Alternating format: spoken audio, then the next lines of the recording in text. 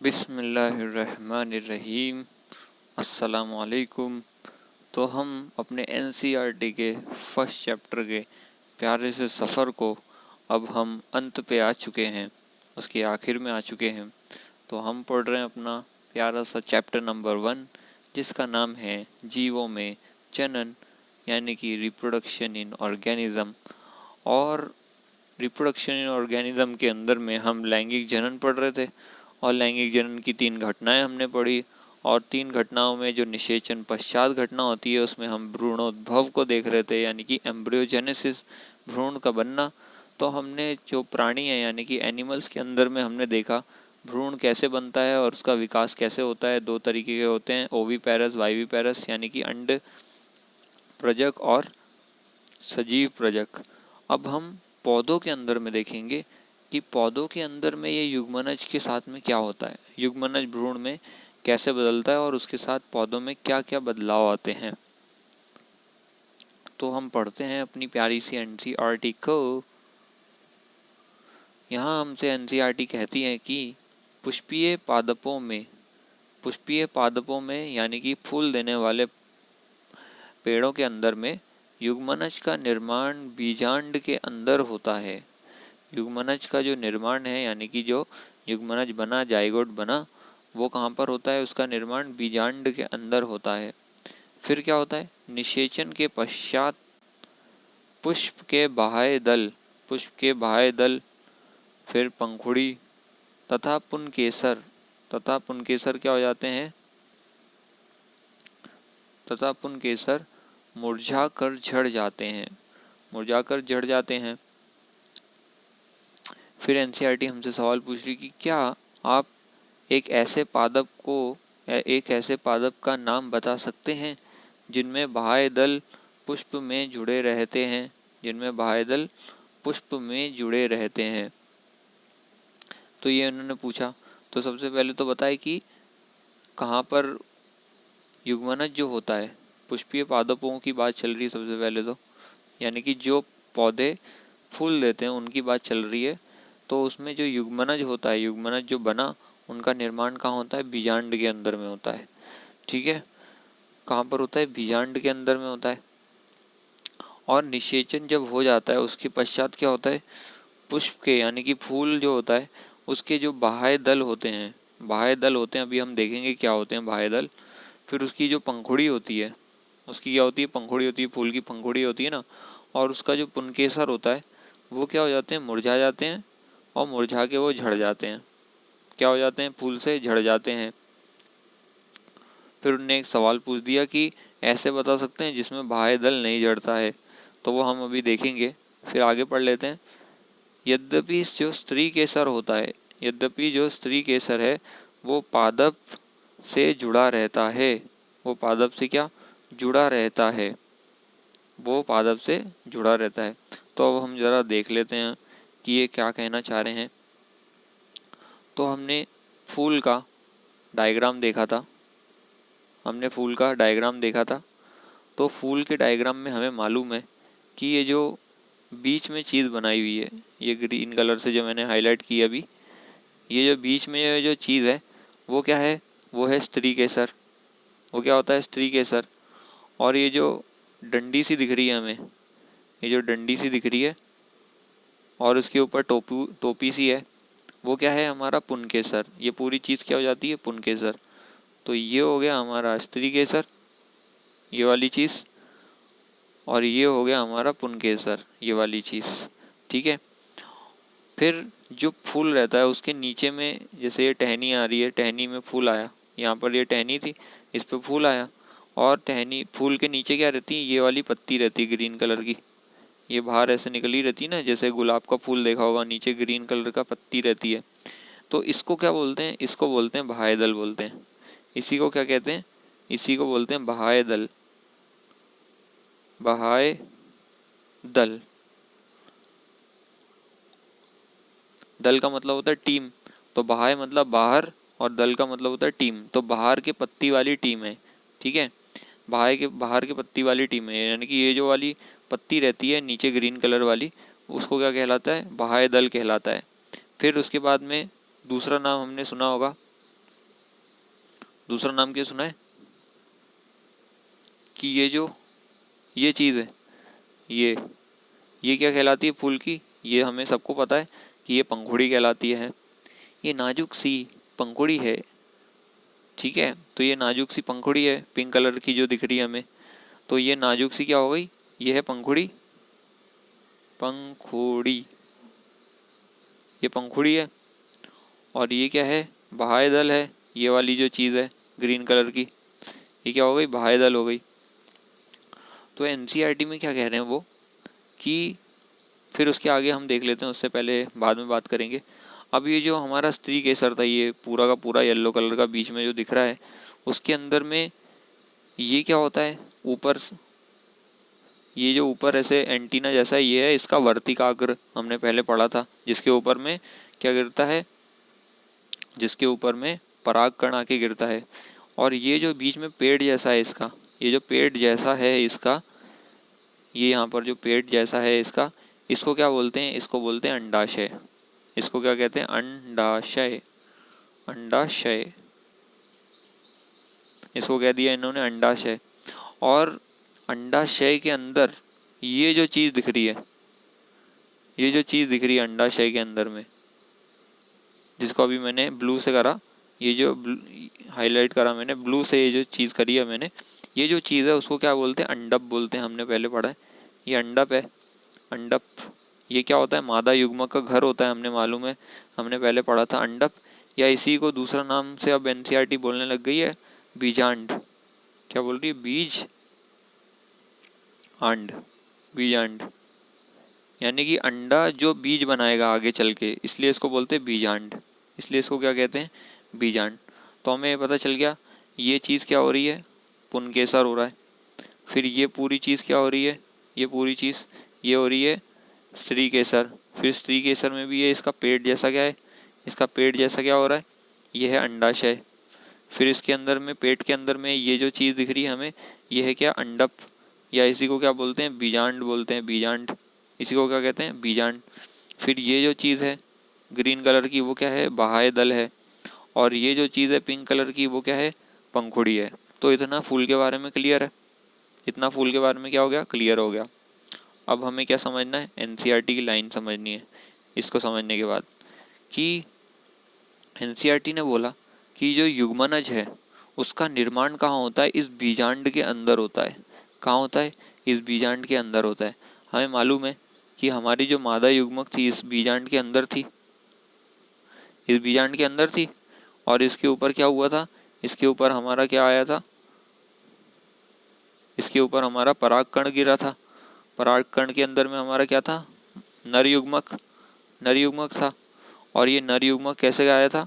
इससे नली, पराग नली द्वारा यहाँ पर आया था और इसके पास आके मादा के घर में आ गया था। यहाँ पर पराग नली द्वारा मादा के घर में आ गया था ये हमारा नर युग्मक। और ये दोनों क्या हो गए थे? आपस में मिल गए थे। ये दोनों क्या हो गए थे? आपस में मिल गए थे। तो जब ये दोनों आपस में मिल जाएंगे तो जो युग्मनज बनेगा वो कहाँ बनेगा? इस बीजांड के अंदर बनेगा। वो कहाँ बनेगा? इस बीजांड के अंदर बनेगा। तो एनसीईआरटी यही बोल रही है कि ये जो फूल वाले पादप होते हैं, यानी कि जो पेड़, जो पौधे जिनके अंदर फूल आते हैं, तो उसमें जो ये युग्मनज बना वो कहाँ पर बना है? ये जो युग्मनज बन रहा है वो कहाँ बन रहा है? बीजांड के अंदर बनता है। वो क्या बन रहा है? बीजांड के अंदर बनता है, या फिर अंडप के अंदर में बनता है। युग्मनज कहाँ निर्माण हो रहा है? बीजांड के अंदर। तो ये हमने देख लिया। उसके बाद क्या होता है? उसके बाद ये होता है, जैसे ये युग्मनज बन गया, जैसे ये युग्मनज बन गया तो उसके बाद क्या होता है? अब मेन काम क्या था? मेन काम था कि ये युग्मनज बन जाए।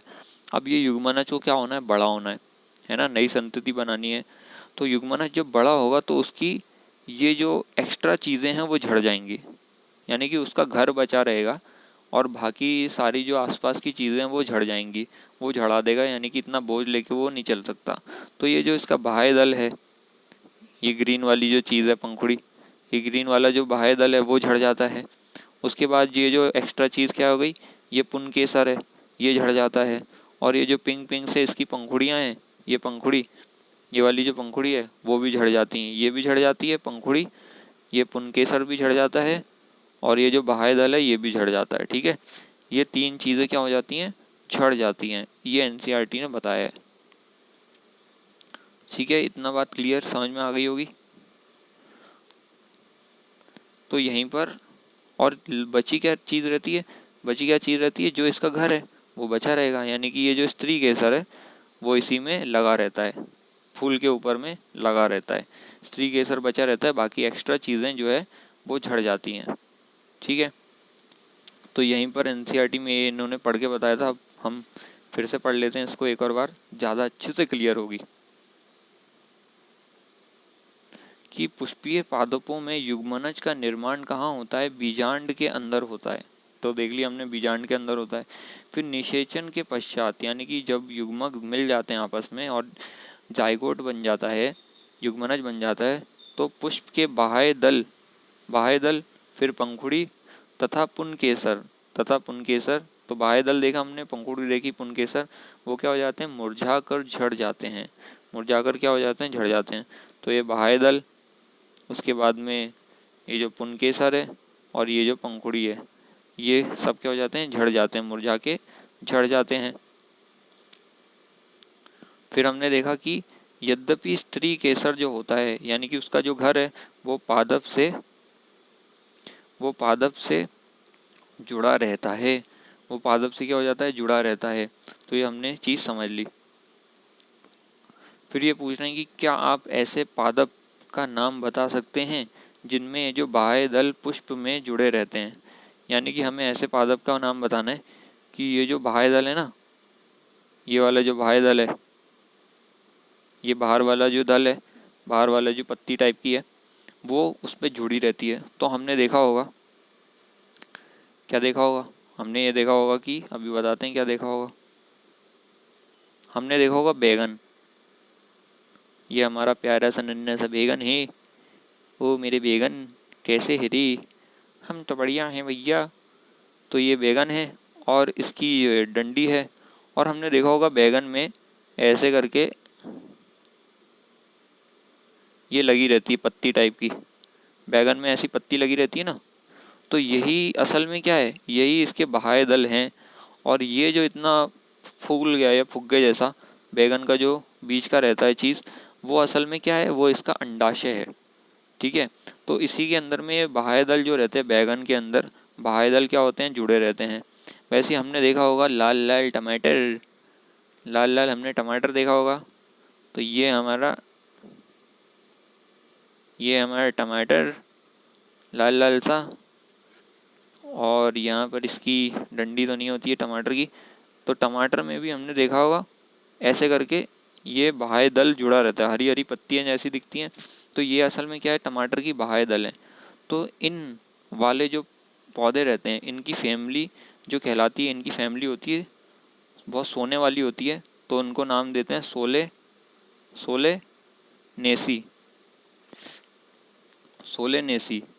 यानी कि इनकी ये वाले जो पौधे रहते हैं, इनकी फैमिली को बोलते हैं सोलेनेसी। और सोलेनेसी में आता है ये जो बैगन है, उसके बाद में ये जो टमाटर है वो सब आता है। तो सोलेनेसी के अंदर में ये जो फैमिली वाले हैं, उनके अंदर में बाह्य दल जो होते हैं वो जुड़े रहते हैं। तो एनसीईआरटी ने जब भी पूछा कि क्या आप ऐसे पादप का नाम बता सकते हैं जिनमें बाह्य दल पुष्प से जुड़े रहते हैं, तो हम बोलेंगे कि सोलेनेसी फैमिली वाले जो होते हैं उनके अंदर में बाह्य दल जुड़े रहते हैं, जैसे कि टमाटर और क्या, बैगन, टमाटर और बैगन। ठीक है, अब आगे बढ़ते हैं। युग्मनज भ्रूण में तथा बीजांड बीज में विकसित हो जाता है। युग्मनज भ्रूण में तथा बीजांड बीज में विकसित हो जाता है। यानी कि अब जब ये निषेचन हो गया और ये जो क्या हो गया, युग्मनज बन गया। अब युग्मनज बनने के बाद क्या होगा, युग्मनज बनने के बाद इसको एक संतति बननी है। और युग्मनज क्या होता है, विभाजन करता है, कोशिका का विभाजन करता है। अब इसको नई संतति बनानी है। तो क्या होगा, ये युग्मनज में और इस फूल के अंदर में ये सारी चीज़ें तो झड़ गई बाहर वाली। अब ये इसमें भी बदलाव आएगा, ये जो स्त्री केसर है उसके अंदर में भी बदलाव आता है। तो ये कह रहे हैं कि ये जो युग्मनज है बीच में, वो क्या बन जाएगा, भ्रूण में बदल जाएगा।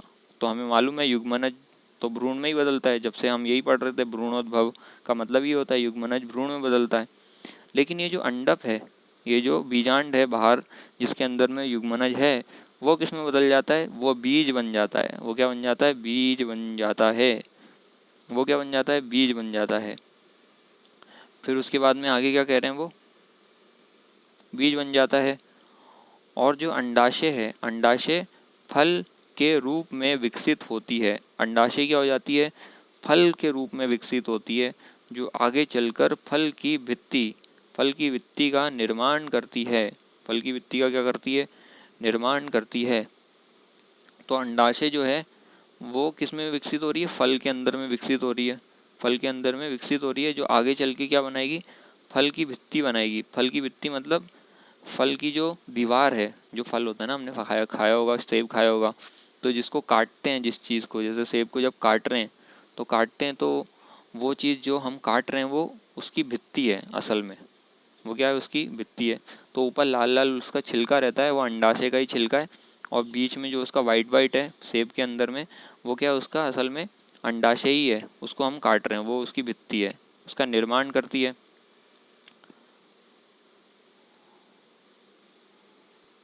और इस भित्ति को क्या कहते हैं? इस भित्ति को कहते हैं फल भित्ति कहते हैं। इस भित्ति को मैं क्या नाम दूं? इस भित्ति को मैं फल भित्ति नाम दूं, जिसको पेरिकार्प कहते हैं। तो ये जो अंडाशय फल में बदल जाता है, अंडाशय किस में बदल जाता है? फल में बदल जाता है। तो वो फल की भित्ति बना लेता है, यानी कि फल की दीवार बना लेता है। इसलिए इसका नाम क्या हो गया? फल भित्ति। तो फल की भित्ति यानी कि फल भित्ति, इंग्लिश में इसको बोलते हैं पेरी और CARP, कार्प। कार्प का मतलब होता है फल। कार्प का मतलब यहाँ पर क्या है? फल। और पेरी का मतलब हो जाएगा चारों ओर। तो फल के चारों ओर जो चीज़ होती है उसको कहते हैं पेरिकार्प। क्या कहते हैं उसको? पेरिकार्प या फल भित्ति। तो ये वाली जो NCERT की लास्ट में जो लाइनें हैं वो बहुत ही ज़्यादा इम्पॉर्टेंट हैं कि कौन सी चीज़ किस चीज़ में बदल जाती है। तो हमने अभी तक क्या देखा? हमने ये देखा कि जैसे फूल था, ये जैसे एक फूल था, और उसके फूल में क्या है? ये था हमारा पुनकेसर। ये पुनकेसर लगे हुए थे। ये क्या लगे हुए हैं? पुनकेसर लगे। और उसमें क्या था? उसमें है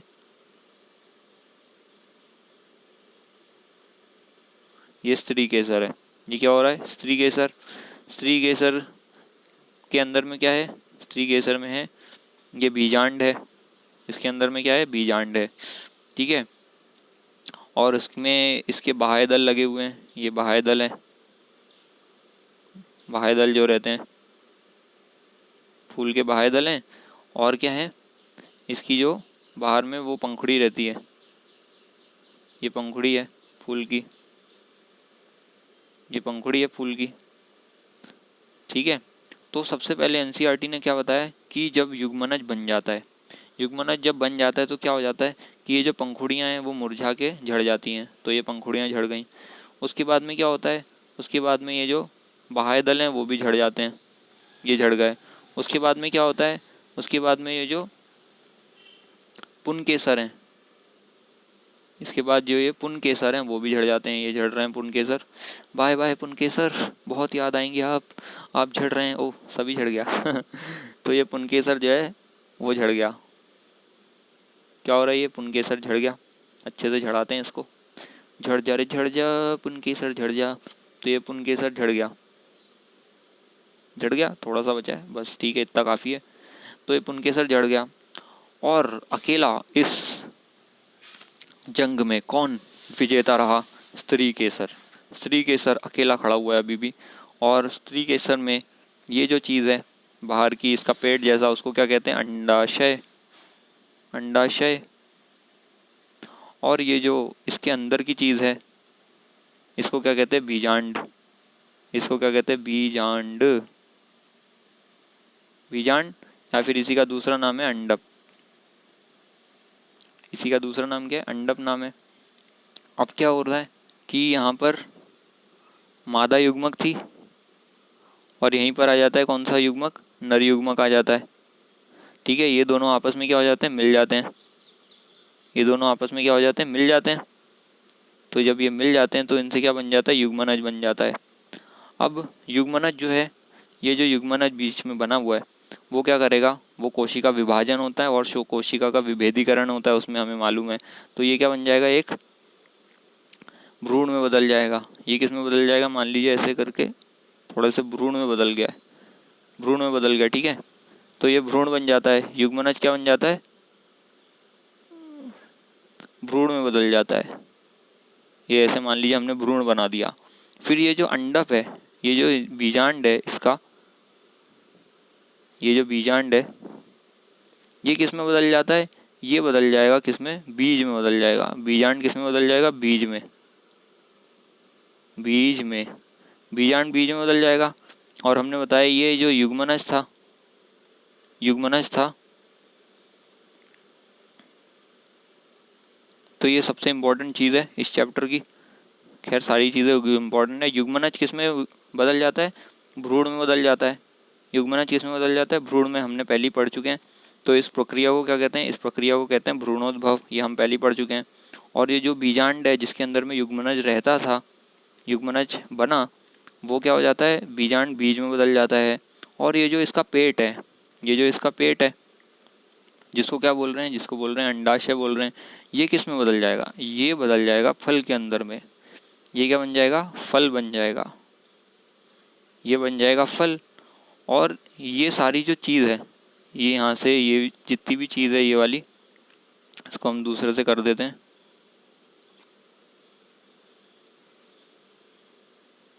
ये जितनी भी यहाँ की चीज़ है, येलो येलो से मैं मार्क कर रहा हूँ, ये पूरी चीज़ क्या बन जाएगी, एक फल की भित्ति बना लेगी। ये पूरी चीज़ येलो येलो से जो बनी है, बीच की जो चीज़ है वो फल की भित्ति बन जाएगी। और उसके बाहर की जो ये कवच है, बाहर की कवच है, उसको फल की भित्ति बोलेंगे। ये पूरी को क्या बोलेंगे, यहाँ से लेकर यहाँ तक को फल की भित्ति बोलेंगे। इसको क्या बोलेंगे, फल की भित्ति। तो ये फल की भित्ति किससे बन रही है, अंडाशय से बन रही है। तो अंडाशय फल में बदल रहा है और फल की जो बाहर की, फल की जो भित्ति है उसको बोल रहे हैं फल की भित्ति। ये क्या बना लेगा, फल की भित्ति बन जाएगी इसमें,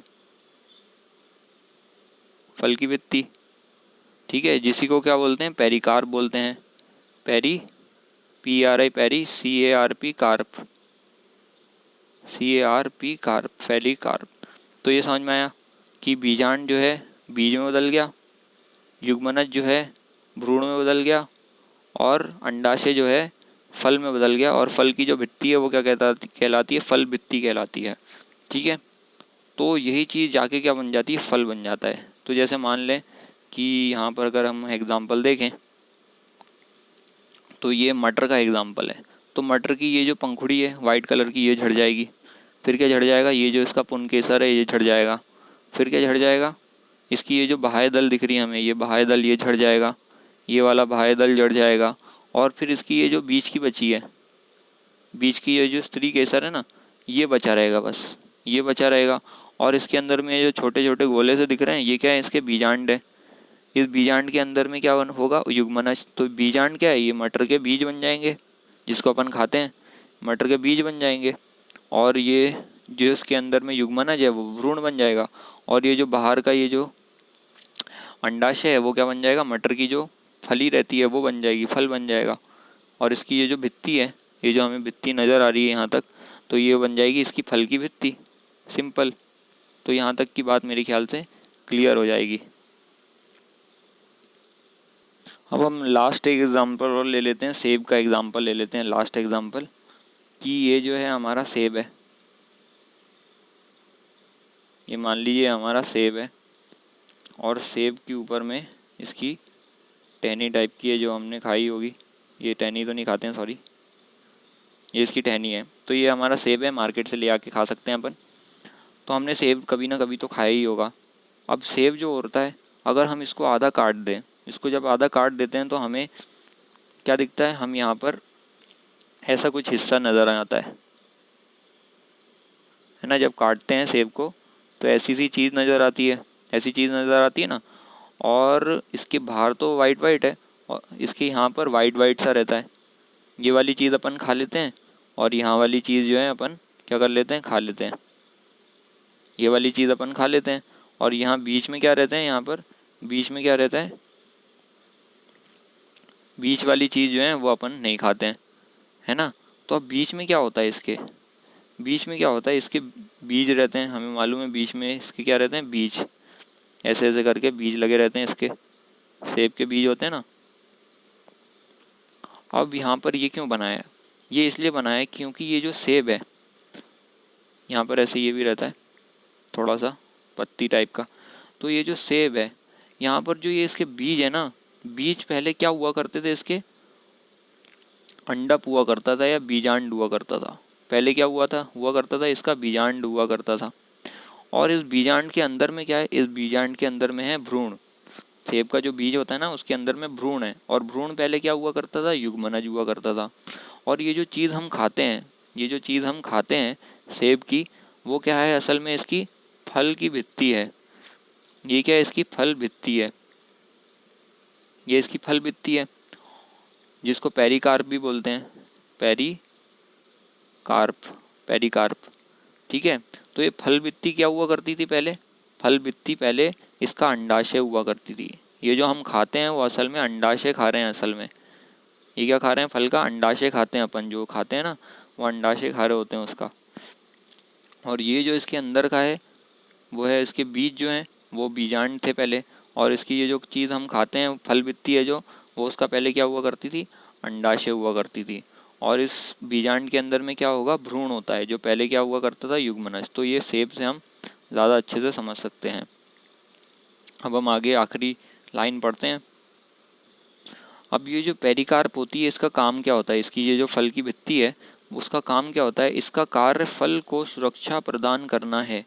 इसका क्या कार्य क्या है, इसका कार्य फल को सुरक्षा प्रदान करना है। यानी कि फल की जो भित्ति होती है तो उसका काम क्या होता है, बीज जो है उसके अंदर उसको सुरक्षा देना, फल को सुरक्षा देना होता है इस फल भित्ति का। चित्र 1.8 में हम देख सकते हैं। अब क्या होता है कि विकिरण, विकिरण का मतलब बिखर जाना, विकिरण का मतलब क्या है, विकिरण, विकिरण के पश्चात जो बीज हैं वो अनुकूल परिस्थितियों के आने पर, विकिरण के पश्चात बीज अनुकूल परिस्थितियों के आने पर अंकुरित होता है, अंकुरित होता है तथा नए पादप को जन्म देता है, तथा क्या करता है, नए पादप को जन्म देता है। यानी कि ये कह रहे हैं कि जब बीज जो हैं बिखर जाते हैं, ज़मीन पे फैल जाते हैं, उसके पश्चात क्या होता है, जब अनुकूल परिस्थितियाँ आती हैं, अनुकूल परिस्थितियाँ मतलब बीज जैसे ज़मीन में है और फिर ऊपर से किसी ने पानी डाल दिया या ऊपर से बारिश हो गई, तो क्या होगा कि ये बीज जो है वो अंकुरित हो जाएगा, बीज क्या हो जाएगा, अंकुरित हो जाएगा, और उसमें से बीज में से नए पादप यानी कि नया पौधा आने लग जाएगा। तो सबसे पहले तो चित्र 1.8 देख लेते हैं कि उसमें क्या दिखाया गया है। चित्र 1.8 में दिखाया गया है कि कुछ फलों की किस्मों में बीज को दिखाया गया है एस से, तथा संरक्षी फल भित्ति, तथा संरक्षी यानी कि सुरक्षा देने वाली जो फल भित्ति है उसको पी से दिखाया गया है। तो फल भित्ति को क्या बोलते हैं, पेरिकार्प बोलते हैं, PERI, peri, CARP, carp, pericarp. तो पेरिकार्प से पी ले लिया, पी से दर्शाया पेरिकार्प यानी कि फल भित्ति को। बीज को क्या बोलते हैं, बीज को बोलते हैं सीड, SEED, सीड बोलते हैं इंग्लिश में। तो बीज को एस से दिखाया है। तो यहाँ पर ये जो डायग्राम देखेंगे, तो जैसे ये मान ली ये किसका डायग्राम है, ये मटर का डायग्राम है ना। ये मटर के डायग्राम के अंदर में ये जो बाहर बाहर का दिख रहा है, जो छिलका रहता है मटर का, ये पी से दिखाया है इन्होंने छिलके को। तो छिलका असल में मटर का जो हम छीलते हैं वो क्या है, उसकी फल की भित्ति है ना। मटर का छिलका आप जब भी छीलेंगे तो कोई बोल दे मटर छील दो, तो उसको बोलना है कि अच्छा फल भित्ति को छीलना है क्या, तो ये फल भित्ति को हम छीलते हैं। और इसके ये जो मटर के दाने हैं वो क्या है, असल में इसके बीज हैं, सीड होते हैं। क्या होते हैं, इसके सीड होते हैं। फिर ऐसे ही एक दूसरा फल है, ये दूसरा सा फल है, उसके अंदर में ये जो इसकी बाहर की दिख रही है, ये जो बाहर से बनाई है इन्होंने, ये पूरी इसकी क्या है, पेरिकार्प है यानी कि फल की भित्ति है। और ये जो बीच में ऐसे लगे हुए हैं, बीच में इसके लगे हुए हैं, ये इसके क्या है, बीज हैं। तो ये दूसरा तरीके का फूल दिखाया है। फिर एक और फल दिखाया है इन्होंने, ये जो उसके बाहर का है फल भित्ति उसको पी से दिखाया है, और ये जो इसके अंदर लगे हुए हैं तो ये चीज़ हो जाएगी इसकी सीड यानी कि बीज, ये भी इसका बीज है, और ये भी इसका बीज है। चारों आपस में लटक रहे हैं, डिनर कर रहे हैं आपस में फल की वित्ती के अंदर। ये एक और फूल दिखाया इन्होंने, फल दिखाया है इन्होंने। और ये जो बाहर की चीज़ है उसको क्या बोलेंगे, पेरिकार्प बोलेंगे, यानी कि फल की वित्ती।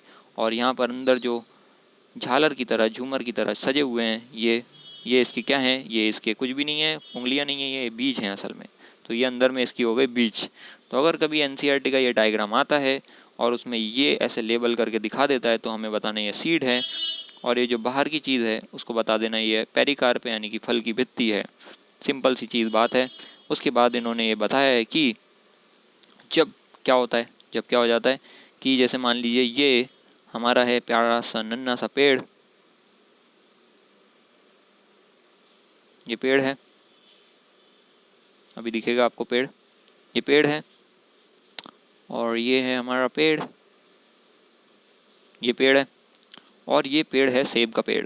ये किसका पेड़ है, सेब का पेड़। इसमें सेब लटके हुए हैं, ये सेब लटका हुआ है, ये सेब क्या है, लटका हुआ है, सेब के अंदर में होता है। और ये सेब जो है लटका हुआ है ना, सेब लटके हुए हैं।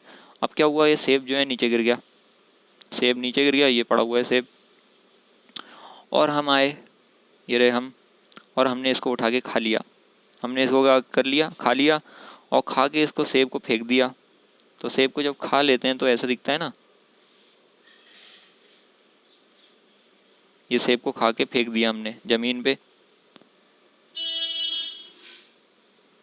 या फिर ऐसे ही पड़ा रहा, हम आए नहीं और ये सेब ऐसे ही पड़ा रहा, तो ये सेब जो है गल जाएगा और इसके बीज जो हैं, बीज क्या हो जाएंगे, इसके ज़मीन में आके मिल जाएंगे। ये इसके बीज जो हैं इसके ज़मीन में क्या हो जाएंगे, मिल जाएंगे।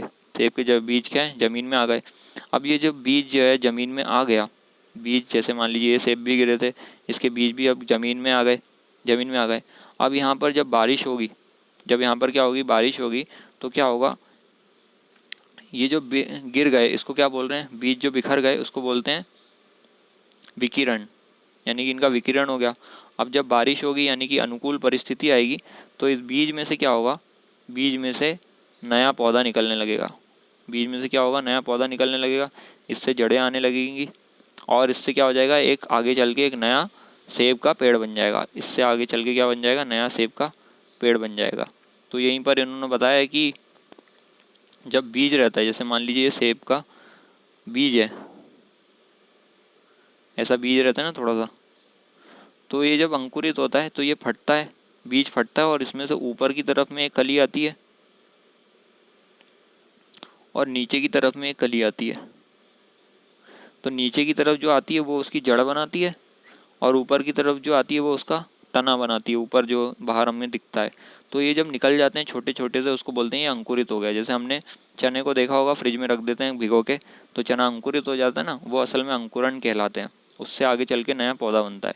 तो जब विकिरण हो जाता है यानी कि बिखर जाते हैं बीज, तो अनुकूल परिस्थिति जब आती है तो वो अंकुरित होते हैं, अंकुरित हो जाते हैं, यानी उनमें छोटी छोटी कलियाँ आने लगती हैं, और वो नए पादप को जन्म देते हैं। तो ये कहानी थी किसकी, फल वित्ती की। ओह सॉरी, फल वित्ती नहीं, भ्रूणोद्भव की कहानी हमने पढ़ ली। तो यहाँ पर बहुत ही मुबारकबाद, मुबारक हो, मुबारक हो आपको, बहुत ही खुशखबरियाँ, कॉन्ग्रेचुलेशन। बाहर जाके एक टॉफ़ी ख़रीद लीजिएगा कि हमारा ये जो चैप्टर है प्यारा सा, जिसका नाम है चैप्टर नंबर 1, जीवों में जनन, तो वो हमारा चैप्टर आज अल्हम्दुलिल्लाह बहुत ही इमोशनल चीज़ है, कंप्लीट हो चुका है। अब हमारी ये जिम्मेदारी बनती है कि हम इसको बार बार रिवाइज़ करते रहें जितनी बार हो सके, और कम से कम हमें इसको 7 बारी रिवाइज़ करना है। और जो चीज़ भी हमें समझ में नहीं आएगी उसको वहाँ पर जाके हमें देख लेना है वीडियो के अंदर में, या फिर पूछ लेना है। तो उम्मीद है ये वाला जो चैप्टर है आपको बहुत ही अच्छे से समझ में आया होगा। और युग्मनज, लैंगिक और अलैंगिक जनन की हमने कहानी देखी थी, और लैंगिक जनन में बहुत सी कहानी देखी थी, और आखिरी में क्या हुआ, आखिरी में बना एक नया पौधा क्योंकि एक बीज ज़मीन में गिर गया था और बीज से ही पौधा बनता है। तो यहाँ पर एक इमोशनल वाली बात बताना चाहेंगे कि जैसे मान लीजिए यहाँ पर एक बीज था, ये बीज गिर गया, यानी कि मतलब आज कितनी तारीख है, आज तारीख है, कोई सी भी तारीख है, जैसे मान लीजिए आज बीज गिर गया, और इससे अब पौधा उगाना है, इससे क्या करना है, पौधा उगाना है। तो ऐसा होता है क्या कि एक ही दिन में पौधा उग गया पूरा बड़ा सा, एक ही दिन में पौधा बड़ा सा पेड़ बन के तैयार हो गया, नहीं ऐसा नहीं होता। क्या करना पड़ता है इसमें समय लगता है। इसमें क्या होता है, समय लगता है, यानी कि इसको पानी डालना पड़ेगा। तो एक दिन पानी डालने से काम चलेगा क्या? नहीं, पानी एक दिन पानी डालने से काम नहीं चलेगा। रोज़ इसको थोड़ा थोड़ा पानी डालना पड़ेगा। तब क्या होगा इसमें जाके, तब जाके इसमें से थोड़ी सी कली आएगी, फिर ऊपर बढ़ेगी, फिर और ऊपर बढ़ेगी, फिर और ऊपर बढ़ेगी। तो ऐसे करके ये पूरा पेड़ जो है बाद में जाके समय लगता है इसमें, और इस पेड़ को बढ़ने के लिए समय लगेगा। हमें रोज़ उसमें मेहनत करनी पड़ेगी, रोज़ उसमें पानी डालना पड़ेगा। तो वैसी पढ़ाई है, वैसी हमारी क्या है, पढ़ाई है। तो एक दिन अगर करेंगे उसमें काम नहीं चलेगा, हमें रोज़ थोड़ा थोड़ा रिवीजन करना पड़ेगा, थोड़ा थोड़ा पढ़ना पड़ेगा, तब जाके हमारा जो पढ़ाई का पेड़ है वो उग पाएगा। तो जैसे पेड़ उगने में टाइम लगता है, वैसी पढ़ाई पूरी होने में टाइम लगती है। तो इसलिए इसमें हमें सब्र की ज़रूरत है। अस्सलामु अलैकुम व रहमतुल्लाहि व बरकातुहू।